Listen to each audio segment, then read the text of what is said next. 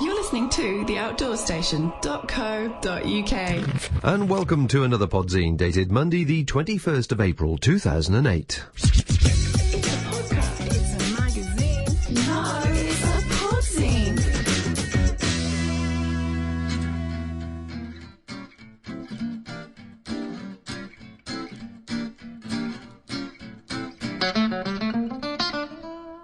Yes, welcome everyone once again to another Podzine, the audio magazine show for lovers of the great outdoors everywhere, especially if you're into self-powered travel. Well, have you had a good week? I've had a reasonable week. It's not been too bad. I had a most enjoyable evening earlier on in the week. I went out with Diana Bateman. If you remember, she was the lady that took us out fungi foraging towards the end of last year, and we went hedgerow hunting this time, but from a gourmet point of view. She's very much into doing it, but only doing it for the best foods and not eating just for the sake of it. And so we recorded a great podcast with her, which will be released about the same time as this one in the next couple of days. I'm also hoping to go over the weekend and meet up with the fungi group again to see which spring fungi will be coming through. So that's been my exciting week, apart from obviously the things on the work front. Now, looking at a couple of people we mentioned last week doing things, good old Gail and Mick are now in their fifth day, I think, of their Land's End to John O'Groats route, and do keep an eye on their blog. Now, I did make a mistake last week. I seem to be making a few of those at the moment. I gave you a slightly incorrect blog address. So if you're sitting at work at the moment and you just want to be distracted a bit for something, have a look at Gail that's what I forgot last time, the letter Y, GAYLEY Bird BIRD .blogspot.com. So that's gailybird.blogspot.com, and you can catch up with their very interesting and entertaining stories as they're starting to head up from Land's End. And of course the other person I mentioned last time was Richard Harding, who is cycling back to New Zealand. He's now made it to Switzerland.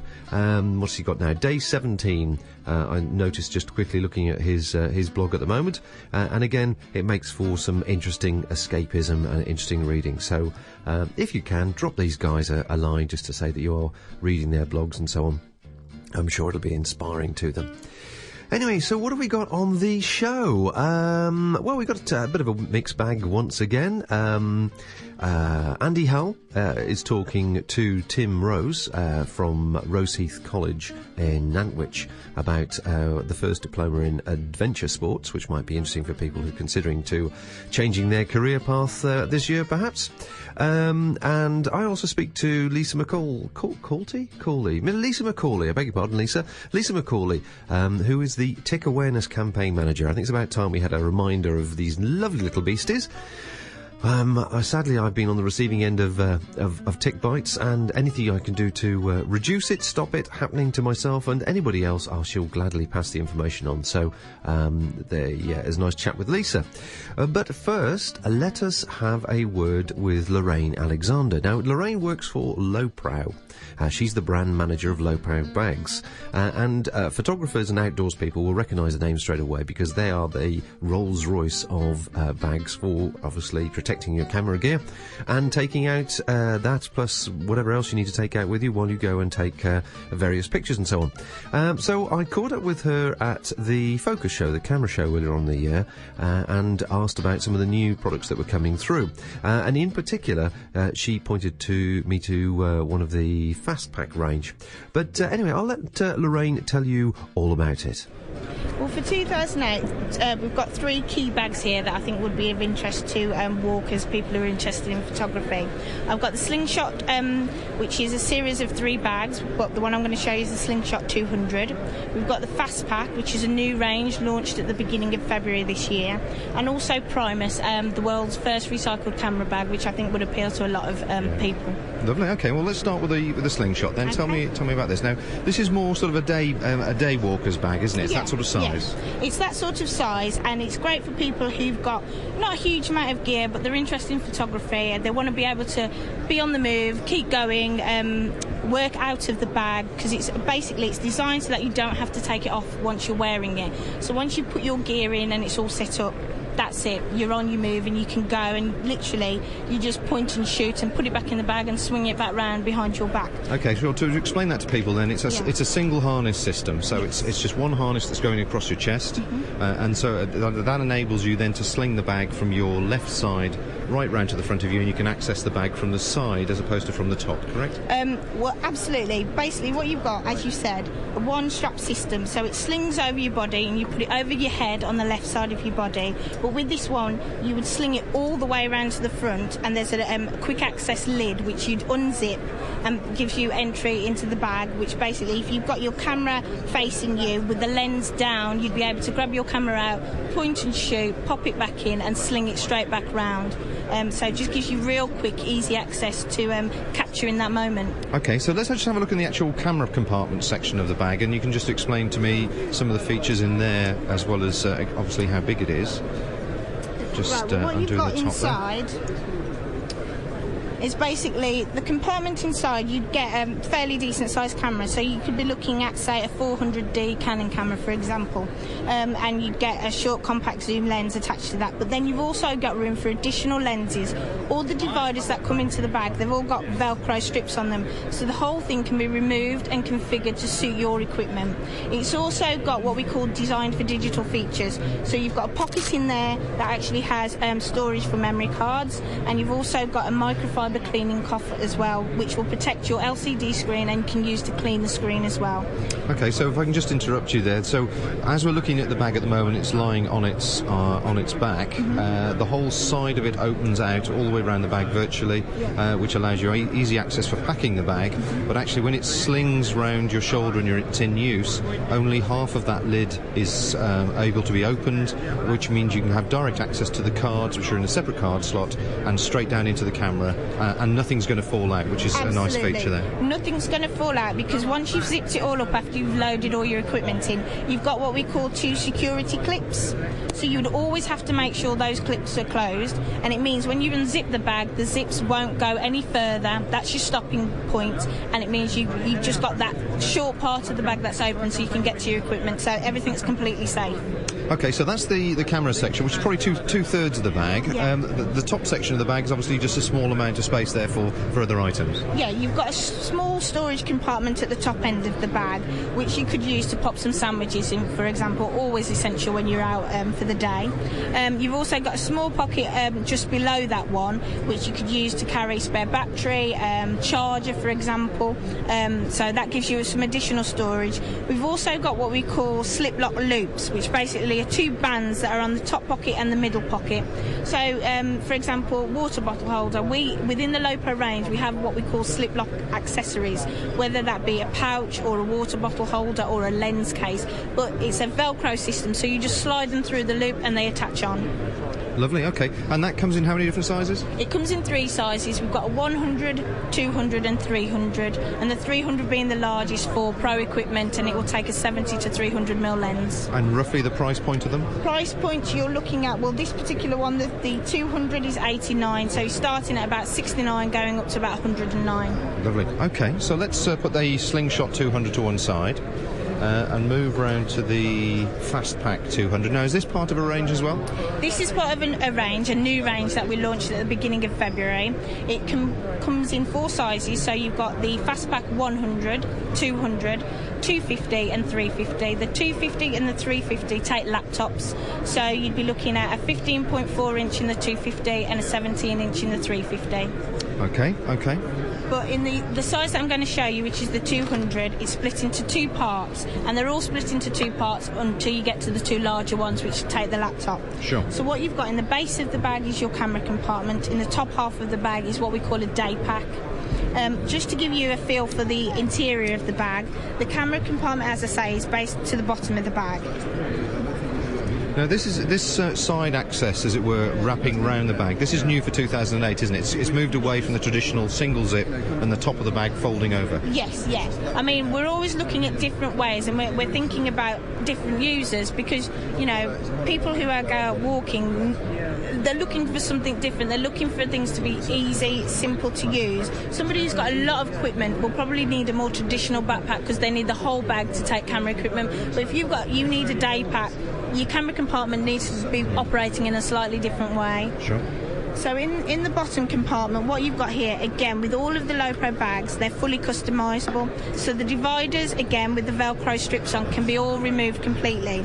Again, camera size, you'd get a 400D. You'd actually get bigger. You'd probably get 5D in here, lens attached, up to 2mm lens attached on here. And then you've still got some room for additional lenses. Again, the design for digital features that we do on our bags with the memory card storage, that's inside the lid of the camera compartment. And once you've closed that compartment, you've got a pocket on the front. So again, thinking about chargers, extra batteries and things like that, you've got storage for that. Now just moving to the day pack section, on the front of the bag there's a small pocket, so if you've got a map, for example, you could tuck that in there. But then opening up the day pack section, you've got room in there for sandwiches. You could store a wallet, a mobile phone in there, an extra fleece. It's not a huge compartment, but you know, you've got a few options of how you use that space. Yeah, it's definitely big enough for, as you say, sandwiches and waterproofs, and plus it's got additional slots and closures for, well, easily mobile phone, wallets, and to be tucked safely out the way, so that if you open the bag, nothing is going to fall out, as well as having access to the larger compartment. Yeah, absolutely. You know, everything's safe. Everything's got its own little home. So you know you're not going to lose anything once you put it in there. Okay. And one thing I have noticed with the Lowepro is you've got sizable protection for all the equipment in the padded areas. Yes, we do. One of the things we pride ourselves on is protection. A lot of money is spent on equipment, whether it be the camera, the lens. It's very expensive gear. So basically, the way in which our bags are constructed, you know, it's every part is padded and it's built up of a number of layers to get a real thick, sturdy protection. But then internally, we're thinking our dividers have got to be well padded. We use soft Trico lining to protect LCD screens. So it's all the way from the outside through to the inside. It's about padding. It's about using the right materials so things are abrasion and water resistant. So yeah, that's a key thing for us. Okay, and again, prices on this series? Prices on this series, the smallest starts at a guide retail price of £55, going up to £85 on the largest one. And that's the ones that'll take the laptops? That'll take the laptops, yeah. Okay, let's now move on to the Primus then. This is the largest one you're going to show me today. Yes, this is the largest one I'm going to show you. It's the world's first recycled camera bag, so we're really proud of this one. The material is made from a fabric called Cycle Pet, and 22 plastic water bottles go into the manufacture of the product that goes into making each bag within the range. Okay, so what we've got here is a bag that's split into two compartments. Again, day pack, camera compartment. Camera compartment at the bottom, day pack section at the top. You'd get a pro camera body in here, lens attached, and access to the bag is from the lumbar area. So your camera compartment is at the base, day pack at the top, but you'd access it from the rear. So whereas traditional backpacks, you would take them off and put them down back first, so harness on the ground, you do it the other way with this one, which is great from a security standpoint because nobody can get to your equipment, but also it means you can keep your harness clean. Okay, lovely. What you also have with the rear access, you've got a number of ways in which you can access the bag. The traditional way, take it off your back and go into the bag. You can also access the bag whilst wearing it, so you can sling it around slightly to one side, and we've got a side entry pocket, which means you can get straight to your camera equipment, or you can slide it all the way around to the front and access your camera compartment that way. A couple of other features on this. I mean, this is the only one of the three that you show me that's designed to take a tripod. Yes, it can take a tripod. It has a built-in holder, which is just in a zip section at the bottom, and it has what we call a glide lock system. So the glide lock is on two runners and it slides up and down, and it's got a buckle attachment on it. You could obviously attach a tripod or a walking pole in there and securely hold it in the centre. So yeah, that's great if you need that additional equipment with you. Okay, and then on the front we have a large exterior pocket which is just sort of got a couple of clips there, and that's certainly, well, it's big enough for cycling helmets, so therefore your waterproofs and other items that you just need to have quick access to externally are obviously in a very, very large pouch there. Yeah, absolutely. This pocket is the full drop of the bag. As you say, it's big enough you could put a cycle helmet in, or waterproof. Anything that you don't have to have protected, because it is open on each side, but it would be held in securely with these security clips you've got that attach it all together. So looking swiftly inside this bag now then, we're just sort of running out of time, but let's have a look. What sort of capacity from the camera point of view and from the, obviously, accessories? Camera point of view, you get a pro camera body in there. So again, you're looking at 5D, probably up to 200 to 300mm lens in there, and a space for a couple of extra lenses as well. You've got memory card storage and an extra pocket in there if you've got bits and pieces you want to throw in regarding your equipment. At the top part, you've got a much bigger day pack section. So again, plenty more room for sandwiches, clothing, map in there. So you've got a bit more to play with on that one. Okay, and this is the only one of the series, I believe, where the central compartment there comes out, so you can actually have the full size of the bag internally. Yes, absolutely. The centre of the bag comes out, it's all on Velcro, so if you decided you didn't want to take any camera gear, for example, on this particular trip, take the middle out, you've got a backpack that you can use for whatever then. Excellent. And what are the prices on this range? The guide retail price is $179. Proceeds from this bag actually go to Polar Bears International, who we were supporting with the development of this one. So it's a real kind of environmentally friendly bag. The Podzine. Well, thanks to Lorraine for sharing the information there about Lowepro bags. Quite an extensive range, and really have a look at it if you're an outdoors person interested in taking photography. There's some good kit there. And talking of which, bless their cotton socks, they've donated a Fastpack 350 rucksack, photography rucksack, for us to give away for a prize this week. So stay tuned to the end of the show, and we'll of course announce the winner of last week's competition and set this week's competition to win a fantastic bag valued at about £100. So keen photographers and outdoors people, stay tuned. Now, ticks. Yes, ticks. Those lovely little bugs. I was never troubled with ticks for many I up until the last 2 or 3 when I've been to Scotland, and I just getting to the point I really hate them. Anything I can do to help people prevent getting them, or to cure them once they've got them, as it were, to get rid of the things, get them off you, the better. So I had a word with the Lisa at Tick Awareness at the outdoor show recently, and sought her advice as to what the current tick situation was. Well, climate change is having a big impact on tick populations, and also the impact of tick-borne diseases such as Lyme disease here in the UK and tick-borne encephalitis in Europe.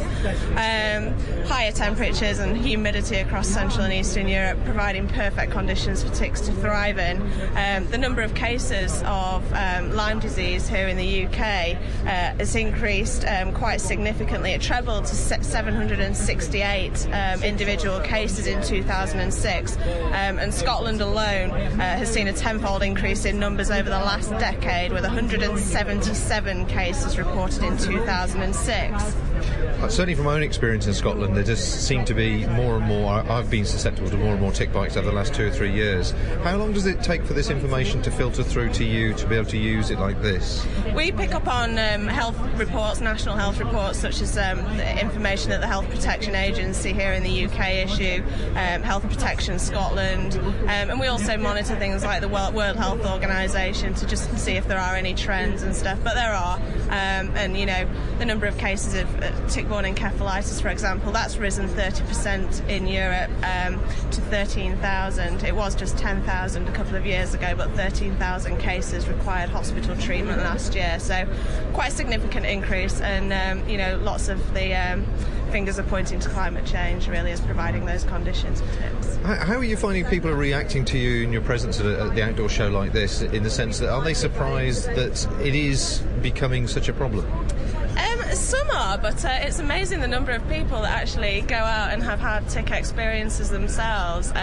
You know, people like to engage you and talk to you about their own experiences with ticks, and you do get a lot of that. One thing we've launched this year is Tick Watch 2008, which is the first ever nationwide survey into ticks. So we're encouraging people to visit the website, which is Masta, which is masta.com/tick alert, which is TICKALERT, and basically there people can click on a link, upload details of their sightings, photos, even anecdotes. If they've got something funny that they want to share with other tick spotters, as we're calling them, then that's great. It's just kind of an open forum where people can share their tick news. So. But presumably from that you're actually getting some data about how common they are in certain areas? We are, yeah. Obviously the website's just been relaunched, so we've literally just launched the Tick Watch today, so we need to give it a bit of time for people to compile the stories and get them into us. But yeah, we hope to find out if people think tick populations are growing and spreading,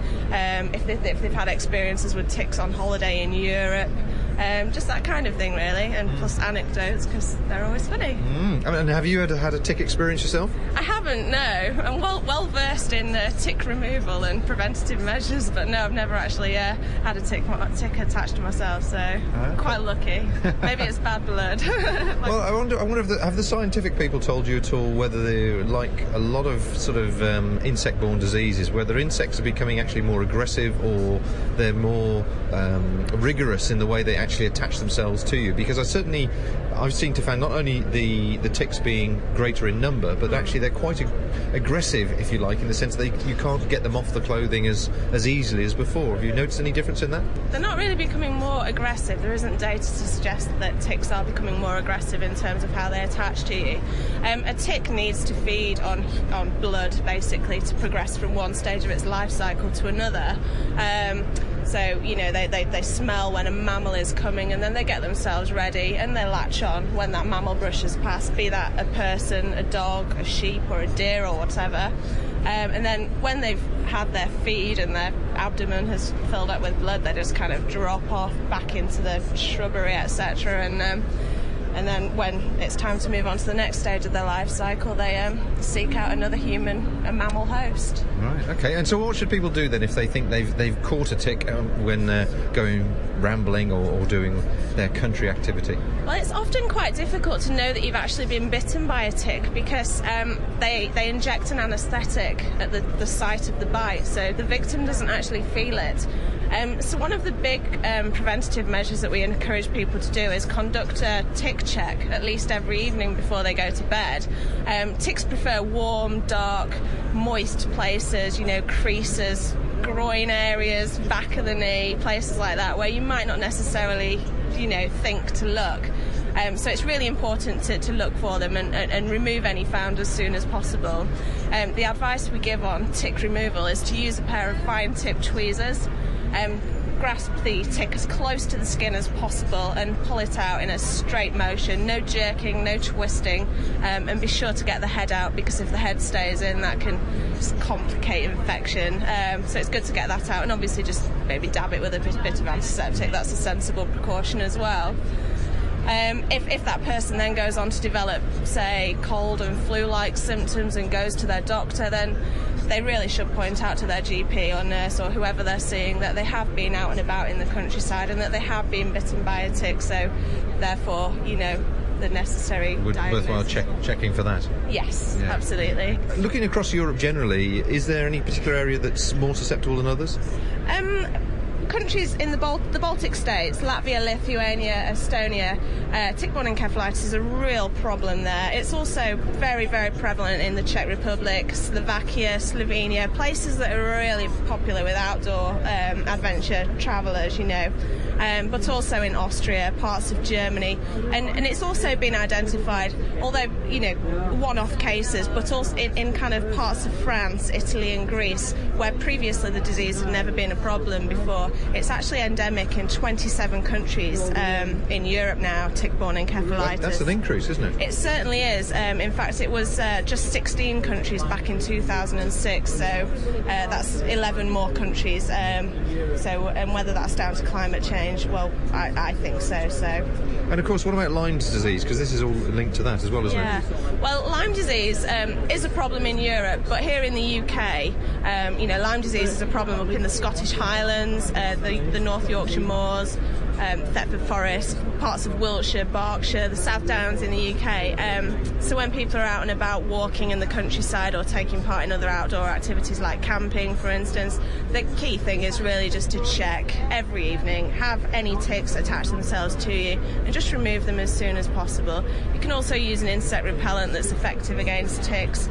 You can also cover up, but that's not always practical in the height of summer. So just check, really. That's the most that you can do, and just be aware of the diseases that ticks can cause. So what's happening soon in the great outdoors? The Podzine Diary.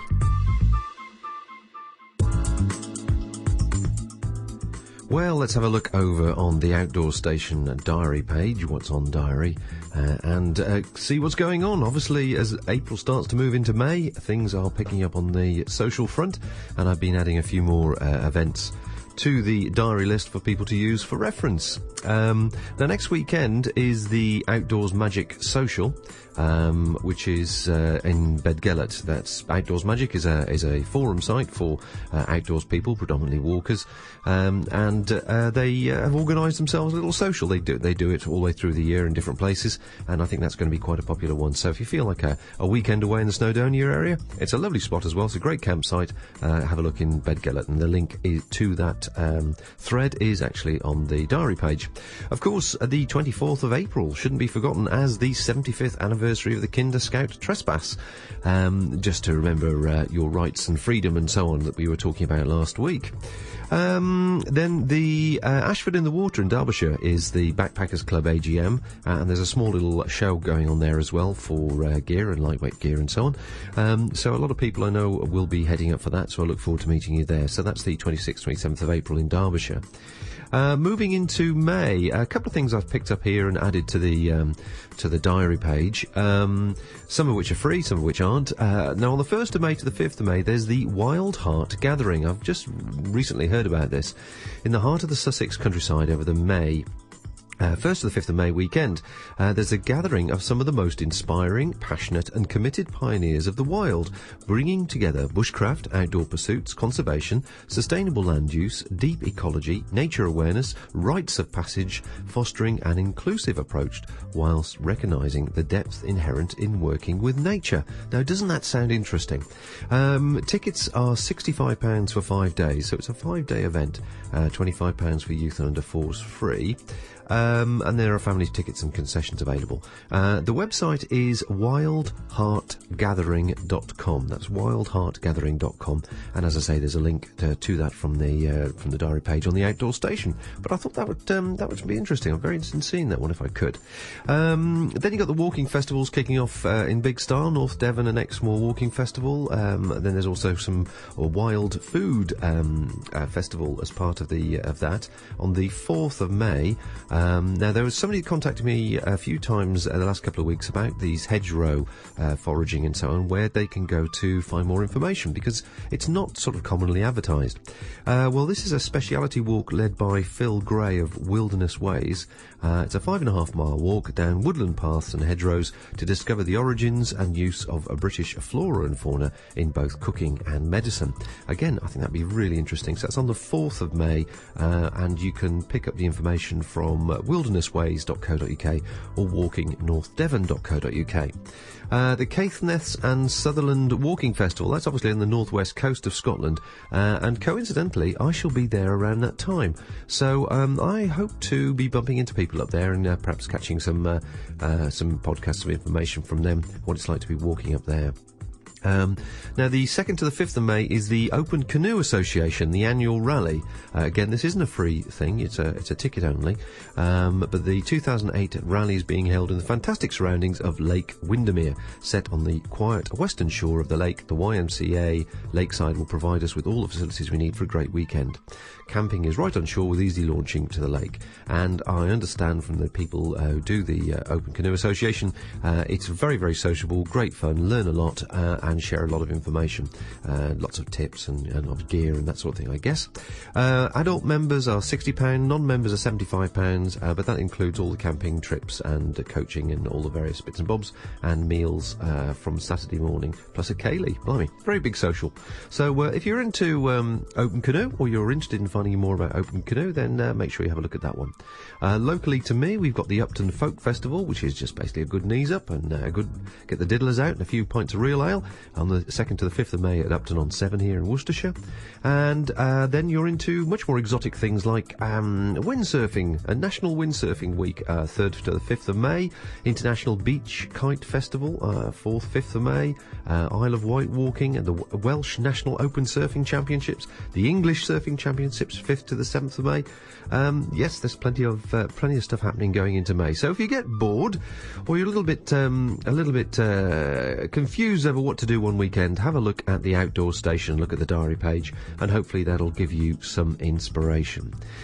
Right, so let's move on to our next chat. Now, this is Andy Howell, and he met Tim Rose from Roseheath College at Nantwich there at the Outdoor Show. And he was talking about a new range of courses they're doing, which would give you the first diploma in adventure sports, apparently. So Andy asked Tim to tell him all about it. And one of the features of the Outdoor Show over the last few years has been the number of stands that are promoting qualifications and courses that would help somebody develop a career in the outdoors world. Now, many of us know about the mountain leadership qualifications, but this year something's caught my eye for the first time, which is the first diploma in adventure sports. And I've got Tim with me here. Tim, this sounds quite new and exciting, but explain to us, what on earth is a diploma in adventure sports? Well, at Roseheath we run a series of courses. We aim to run courses from any 16-year-old through to a 21-year-old person interested in taking a career in the outdoor industry. So at the starting point is the first diploma, and the first diploma is quite a practical course aimed at sort of 16-year-old leavers. We do something like 2 days a week practical skills where they learn to do things like kayaking, canoeing, sailing, rock climbing and mountain biking. Most of the course is being assessed through like continuous assessment and projects. They do go out on expeditions and basically they learn a lot about themselves and at the same time acquire those sort of skills that they require in industry. So at this level we're looking to develop personal skills in like kayaking awards and sailing and things like that. And students then can progress up to a national diploma, which is equivalent to A-level study, and that's a 2-year course where again they do similar sort of practical skills, but on this sort of level courses then they start to acquire coaching awards and do things like first aid and things like that. And then eventually you can progress right up to the foundation degree, which is running in conjunction with the University of Chester. And the foundation degree looks at more of the management sides of the industry, but also again they start to get their awards and qualifications as they go along. Okay, so what this is doing is giving people from the first diploma stage an experience in a lot of different outdoor activities, and I guess that's a reflection of the booming interest in the great outdoors, but the way in which it's becoming a much more diverse collection of adventure sports, isn't it? And I sometimes hear old hikers and people like that bemoaning the fact that young people don't get out and do things anymore, but that doesn't seem to be the case, does it? It seems to still be a great interest, but the world's their oyster now. They've got all these extra activities that they can engage in. Yeah, I mean, we obviously as a department, we try to focus on X amount of qualifications and X amount of skills. So we tend to work on 3 land-based skills, which will be like climbing or navigation. We kind of concentrate on those core skills. Within the water sports, we work on the kayaking, the canoeing and sailing. But we have to stop somewhere. We work with these students just for a year, and we can't do too many sports. There's many we could be doing, but these are the sort of core sports which we think give the students a good balance of what the industry represents. Of course, we're always looking over the fence at these things like these the windsurfing and the kiteboarding and all those dramatic sort of sports, but we just stick with the core ones because we physically haven't got time to do everything. The tutors are usually out there doing those, and we just do the basics for the students. Now, one of the things that's quite clear by when you look at the stand is that there's a real progression now towards something that is a foundation degree in adventure sports management, and I guess that's becoming a kind of specialised version of leisure management in the round, really. And so we really are getting to the point where somebody could look to create a career in adventure sports. Oh yes, definitely. I mean, all our courses really are aimed at, obviously, the first diploma, just getting them to understand who they are, understand what the industry is about, acquire the sort of personal skills. And even at the national diploma level, which is that sort of mid-level, these students could be. We just couldn't really trainee jobs at outdoor centres, at water sports centres, and so on.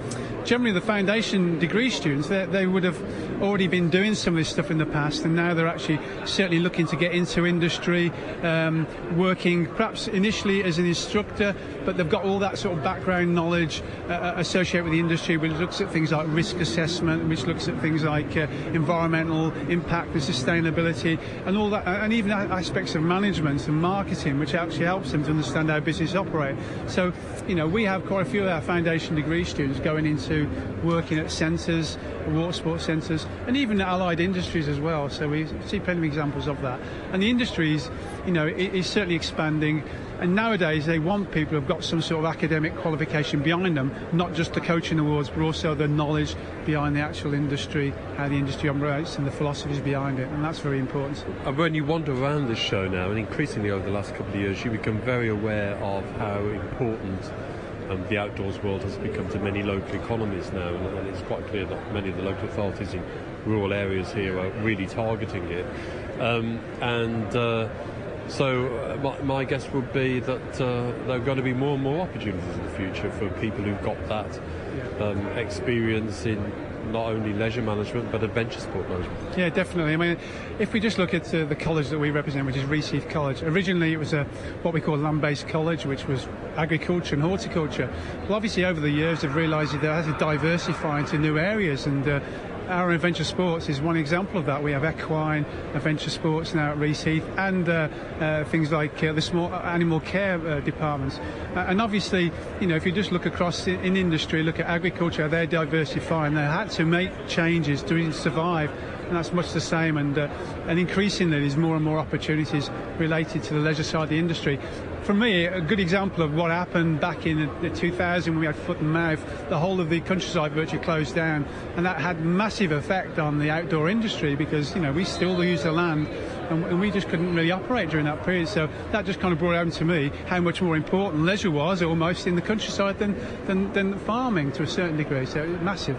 Yes, I remember being in the Yorkshire Dales the weekend the ban was lifted, and I've never felt so welcome anywhere in my life. You suddenly realise actually we've become very important to local economies. No, definitely, and we had to go up to up to Scotland. The only place we could go and operate was up in the Western Isles to get away from all these problems. But yeah, no, definitely that's always been the case, I think. Now, I think if I was 15, 16 now, looking at options, I think I'd be very, very interested in this. So Reseath is based in Nantwich in Cheshire, but if somebody wanted to find out more about this, presumably you're on the web? Yes, the website, if you just type in Reseath College in Nantwich, you'll pick us up on the website, and we have a number of open days during the year where you can come and visit and have a look around the place, and we'll just give you good careers advice. We won't necessarily try and put you on a course, we'll just tell you what the industry is about. The important thing about this industry is it's really it's almost a lifestyle, and people choose to do it because they're enthusiastic, and that's the nice thing about the people we work with. They're very enthusiastic. If they're not teaching it, they're out there at the weekends doing it themselves. And it's not necessarily the best paid industry, but it's certainly the most fun you'll have in most compared to a lot of other industries anyway. Well, I know there are a lot of people interested in taking mountain leaders qualifications, things like this. I think this will capture the imagination of a lot of people. And we're talking about a first diploma in adventure sports, and a national diploma in adventure sports, and even a foundation degree in adventure sports management. Thanks very much, and good luck for the future. Thanks very much.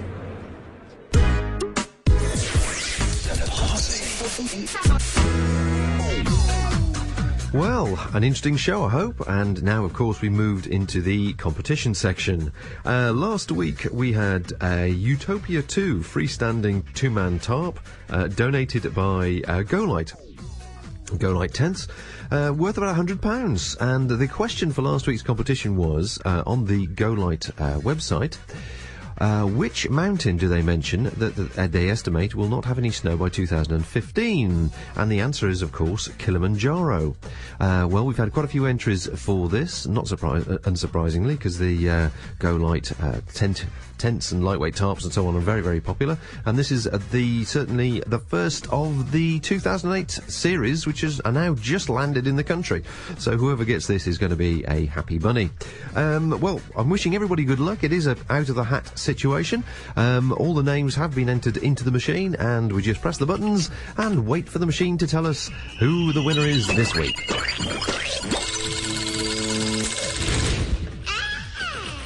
And the winner is Kilimanjaro is the answer. That's correct. Oh, well, I'm a regular listener. Well done. Paddy Hayes. Paddy Hayes from Cambridge. Thank you very much indeed for entering. You are now the proud owner of £100 worth of Utopia 2 from Go-Lite, a lightweight freestanding tarp tent for two. Well, I hope you and your buddies enjoy that. Well, moving on to this week's competition, donated by Lowepro, as mentioned earlier on in the show, is one of the new Fastpack 350 photography rucksacks. Certainly copious amounts of space for professional camera gear, and even a 17-inch laptop can go in there as well. It's a sizable piece of kit, but certainly one which will protect your equipment no matter how far you go. Valued at £85, we're going to make the competition nice and simple, the answer of which can be found on the lowepro.com website, and you spell that Lowepro. What is the dimensions of the Fastpack 350? Just tell me what the dimensions are of the Fastpack 350. It's as easy as that. And what I'd like you to do is send your entry to lowepro.competition, lowepro-competition, so LOWEPRO-competition at theoutdoorstation.co.uk. And if you missed that, all the information will be on the show notes and also on the competition page of theoutdoorstation.co.uk. So, many thanks indeed for entering our first competition, the Utopia one. Please do enter this one. It's out of the hat, as I say. And you will be a proud owner of a very, very sexy, very, very affordable and very, very nice padded camera bag to take your gear wherever you may go. So that pretty well wraps up the show. Thanks to all my guests for joining me and for sharing the information. I hope you found it of interest. Do by all means visit the listeners page where you can put a note in the map where you're listening in the world on the Frapper map. Do have a look at the diary section if you need inspiration about where to go this weekend, and do enter the competition. Anyway, have a good week and I'll see you soon. Take care now. Bye. This independent programme is produced and hosted by theoutdoorstation.co.uk.